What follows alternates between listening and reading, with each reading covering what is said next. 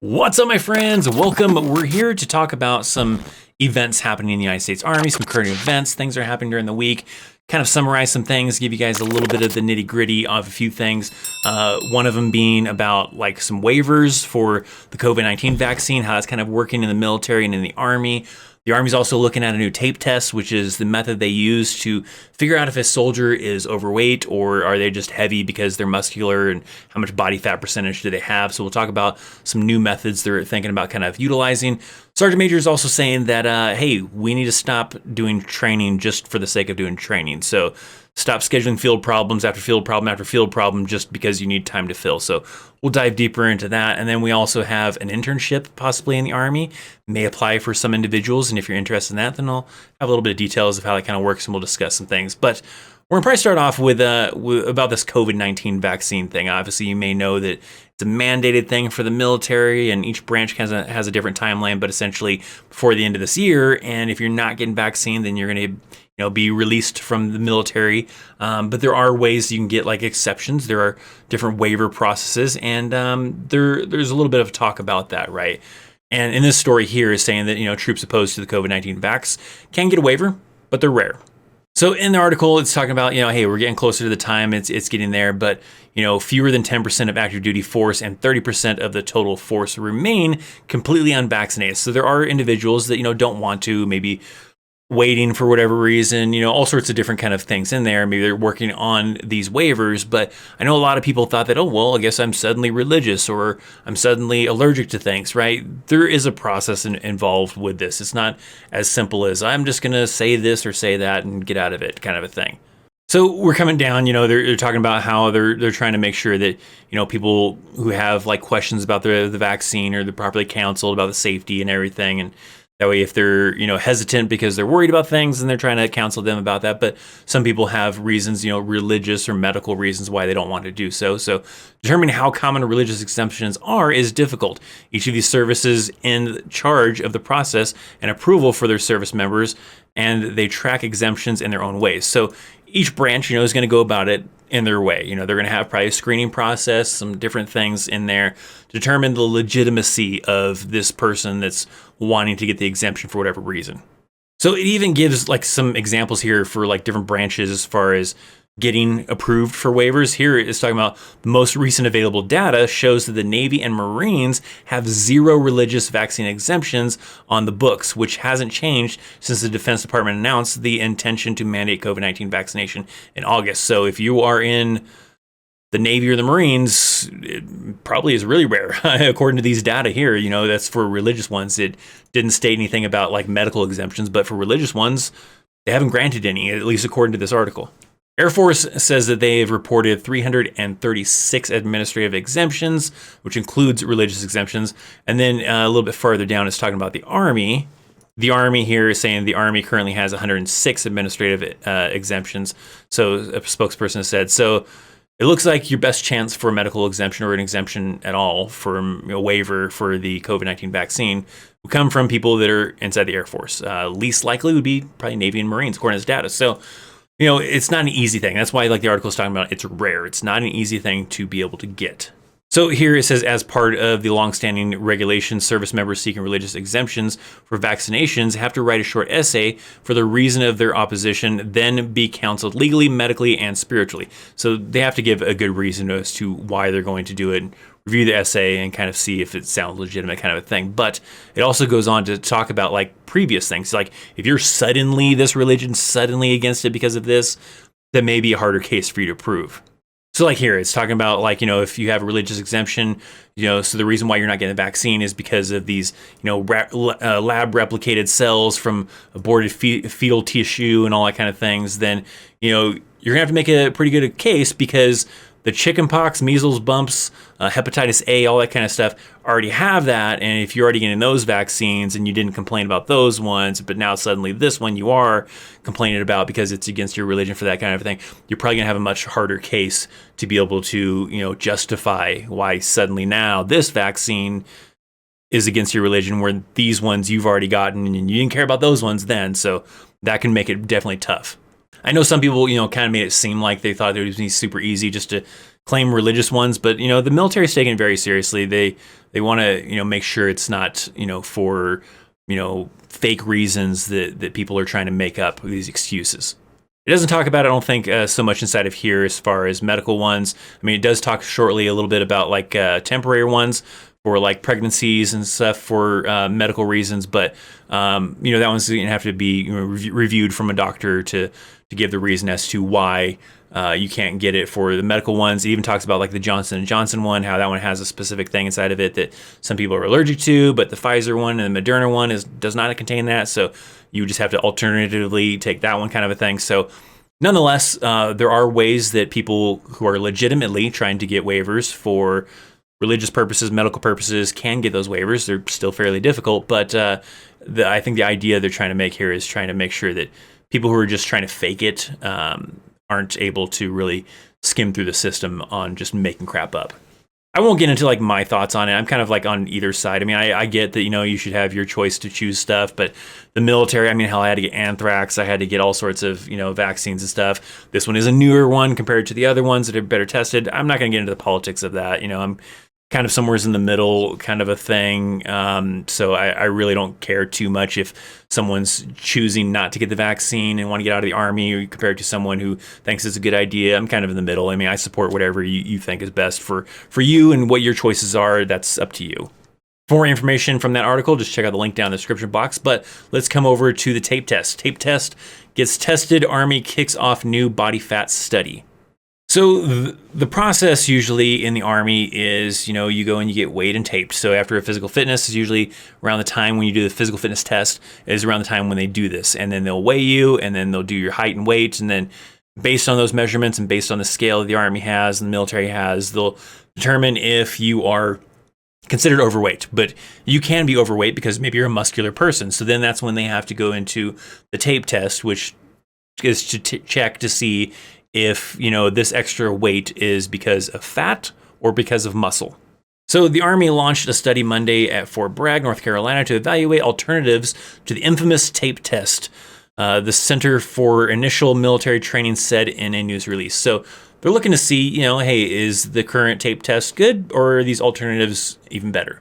For the past 30 years, the Army has used body fat standard, also known as the tape test, as a metric for determining a soldier's physical fitness and readiness. So this has been the standard for quite a long time. So maybe it is time to at least test it. Is this other method better, or is it worse, or do we just stick with the tape test? Because that is a possibility too. It even explains that in this article that the Sergeant Major Army is saying that, hey, if these other ones aren't better, then we'll just stick to the tape test, right? We're not saying that we must change it. It has to change. We got to find something better. No, they're just kind of simply just trying some stuff out. Let's see, is the current tape test the best way, or are some of these other ways maybe better? How they're doing it sounds like really complicated. I mean, they're doing things right here is talking about, they're going to use a study for the 4 measurement techniques, including the traditional AR 600-9, which is just the tape test. They have some newer methods for like this dual energy X-ray. They got things in here where it's talking about like a bone density. We've got 3-dimensional total body scanning, bioelectrical stuff that I don't even know if I'm sure how to pronounce. So some pretty high speed stuff it sounds like they're doing. It might sound like you almost need like a dedicated MOS to know how to use this equipment, to know how to do it. Just proper training probably though in the end. But holy crap. I mean, it sounds like they're really trying out some pretty high tech ways to determine if a soldier is, overweight because of body fat or if they're just muscular. So that sounds pretty complicated. It sounds like if they did go with like some of these, they're talking about like these X-rays and, body scans and bone density stuff. It sounds like a pretty complicated process that you're doing the physical fitness test, and now you got to do this kind of thing if you're even overweight in the first place. Because like if you go and you step on the scale based on your height and your weight, if you're not over the threshold, then they don't do the tape test on you. You're good. It doesn't matter if you happen to be, a little bit chunky, but you're still under that weight thing, then they don't really care. But if you are over that weight standard, then that's when you move into another room and you'll do the tape test. But, there's a lot of different kind of crazy ways. They're talking about trying it out and seeing if any of these are better than the tape test. They'll taking a tape measure. It's not a tape measure. It's like the, medical type of tape measure that's really flexible, not like a one that you use to like measure, when you're doing a household project type of thing. But, they're measuring like around your neck, around like, I think it's your chest and your waist or something. And then they have some calculations to determine, what your body fat percentage is based on those measurements and everything. And then, now this one's going to come a factor in to see, hey, does this work better than that one? So read more about the whole kind of process of how they're going to kind of test this in the link down below. Let's come over and let's talk about why the Sergeant Major of the Army says that, hey, we need to stop doing training just for the sake of it. Says Sergeant Major of the Army wants leaders to stop scheduling training just for the sake of it. And I agree. I hated it when units were like, well, you know what, we got to keep these soldiers busy. So we're going to do a field problem, and then we'll come back, and then we'll get ready for another field problem, and then we'll go do this training and that training, and it gets ridiculous sometimes. And I think that definitely hurts motivation for soldiers, especially at certain units, because certain units are definitely heavy on this. And you go to these certain units, and you're just going to the field all the damn time, and you're like, I'm sick of it. I don't have any free time. We're going back to the field, and if we're not going to the field, we're doing other training events that are just eating up my time. I don't have any time with my family. I don't have any personal time to myself. I don't want to stay in the Army. And maybe if units really do kind of take the Sergeant Major of the Army's advice and only schedule training when it's necessary, maybe morale will come up a little bit. Maybe people won't be so, eager to get the hell out of the Army because they're sick of going to the field all the time. The concept of free time is not exactly a priority in the military. There's almost always something else to do or somewhere else to be. And yeah, I mean, you're either going to the ranges, you're going to the field, there's all sorts of things going on. But maybe according to Sergeant Major of the Army, Michael Grinston, a bit of a break is exactly what units need. And I think it probably would help, morale some.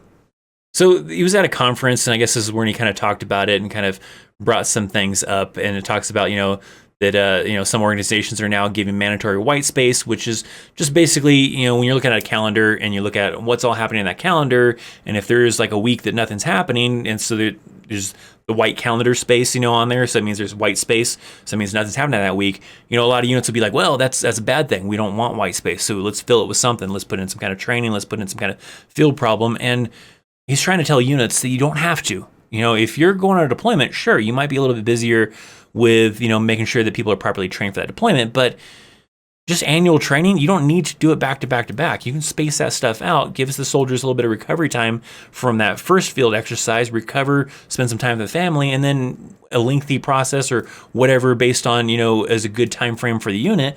Then maybe re-enter some more training. Don't necessarily get complacent and be like, okay, we're only going to train once a year. No, that's probably not what he's trying to say. I don't think inside of here. He's trying to say that, don't just schedule training just for the sake of scheduling training. I like here, he kind of gives an example as to why. He says, he told one story about sitting in on an unnamed battalion's training meeting where he heard the commander talking about all the training they had on the schedule. An exercise on Friday, and on Monday, the unit was going right back into the field for 2 weeks, and then would do a 26-mile foot march as soon as they came out of the field. And I've seen that. Yeah, that sucks, right? And he's just, the commander's trying to fill in some time. So, he's saying that he asked a question, right? And I said, according to the unit standards, standard operating procedure, also known as the SOP, what is your standard for recovery? And then it hit. Just at that moment, it dawned on the battalion commander that he was not following his own standard operating procedure. So usually units will have like a set time frame for recovery, right? You go to the field and they have a set time frame as far as how much time they're going to dedicate to recovery. That's like cleaning the vehicles, doing inventories to make sure all their equipment's accounted for, just maybe taking a break a little bit, kind of a thing. And they usually have like a time frame. And that unit commander was back to back scheduling training and wasn't following his own policy as far as, how long they should spend on recovery. So, I mean, it goes more into details about some other examples and, how they should kind of organize things. And for whatever reason, I feel like when I first glimpsed that this guy reminds me of Agent Gibbs from NCIS, I guess. I don't know.